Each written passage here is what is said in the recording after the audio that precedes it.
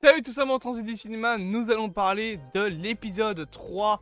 Oui, enfin on termine un petit peu les derniers épisodes qui ont été diffusés de la saison 4 de The Boys.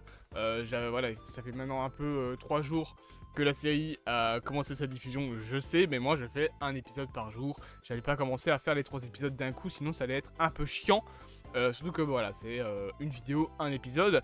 Un épisode donc où Homelander commence à péter un plomb, parce qu'on va avoir pas mal de moments où le personnage va être poussé hors de ses gonds. Ça c'est pas Homelander, c'est Butcher. Il est où Homelander? Ah, il est là, le petit Homelander, le petit John. Qui donc va commencer sérieusement à péter un câble. Non seulement il a l'impression de devoir porter Vought sur ses bras, son fils le voit comme un monstre, donc il commence à perdre un petit peu le contrôle de tout ça. Il commence sérieusement à en avoir marre. Et de l'autre côté, tu as les boys qui font n'importe quoi, qui lui mettent des bâtons dans les roues, qui commence à s'intéresser tout doucement aux plans de Homelander, etc.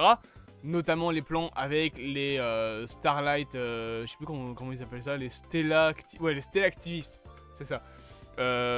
Donc en gros, c'est un peu une satire de ces personnes sur Twitter qui sont là, qui gueulent leurs idéaux politiques. De toute façon, si vous ne l'avez pas encore compris, The Boys est une satire de l'Amérique, une satire de l'ultra-capitalisme avec Vought, une satire des réseaux sociaux avec du coup les fameux activistes et ceux qui sont pour Homelander, ce qui rappelle un petit peu ce qu'il y avait eu notamment avec Donald Trump, dont certaines personnes l'idolâtraient au point de quand même aller faire un petit assaut sur le Capitole en 2022, là où d'autres personnes lui crachaient allègrement à la gueule. Et d'ailleurs ça, il n'y a pas ça que aux États-Unis, hein, il y a un certain monsieur Zemmour qui a tenté de faire ça en France, sauf que le mec avec 7% aux élections, il ferait bien de fermer sa gueule.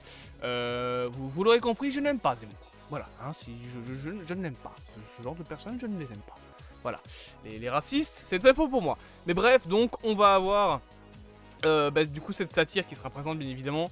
Là où les premières saisons c'était encore plus, c'était beaucoup une satire de l'Amérique, de l'ultracapitalisme, etc. Là on a beaucoup plus côté voilà, réseaux sociaux, division du peuple avec Homelander qui essaye de tirer ça à son avantage, sauf que la situation commence à partir en vrille et surtout commence à ne plus être entre ses mains. Autre chose aussi, c'est que on va avoir aussi un petit message contre les politiques de publicité, dans le sens où tu vas avoir par exemple Ashley qui est censé être le personnage propre sur elle et tout. Je veux dire, par exemple, là elle est habillée de blanc, voilà, c'est le personnage un peu humain de tout ça, et elle va se faire cracher à la gueule par Homelander. La scène d'après, on va voir un truc un peu bizarre où elle est en train de, je sais pas, mettre des espèces de bottes pendant que t'as un mec enchaîné sur son sol. J'ai pas vraiment compris cette scène là, voilà. Mais bref, c'est une satire donc de ces fameux politiques qui se montrent blancs et en fait il y a des scandales sur eux qui vont éclater. Bien évidemment, ça permet aussi de construire un petit peu l'univers autour de The Boys. Ryan qui commence à en avoir marre de son père, ça veut dire que Billy va peut-être pouvoir le retourner contre lui. On a aussi Noir, que je trouve intéressant dans la série parce que, vous le savez, hein, Black Noir est mort. Voilà, il s'est fait tuer par Homelander à la fin de la saison 3. Et donc il est remplacé par un nouveau Black Noir, qui d'ailleurs ne semble pas spécialement être un clone de Homelander comme dans les comics, parce que là il a pas du tout la même voix ni rien, donc on verra.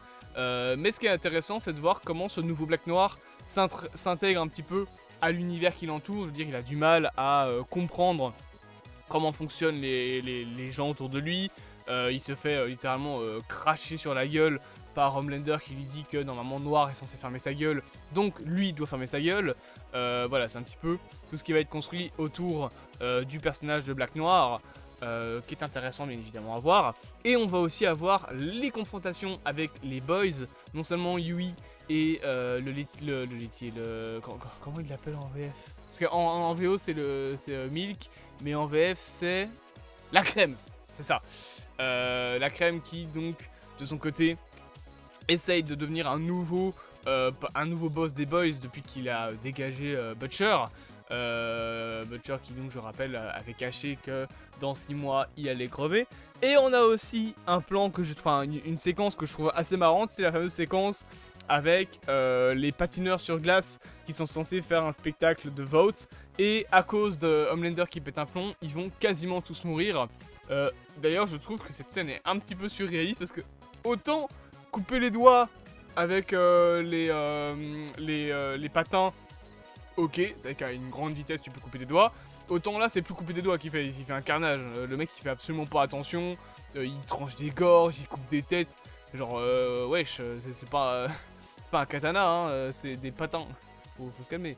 Surtout qu'en plus, des acrobaties qu'il fait avec des patins sur les pieds, putain, il est agile le type, hein. Parce que c'est lourd des patins. Je sais pas, pour ceux qui ont déjà fait du patin sur glace, c'est lourd. D'ailleurs, petite anecdote.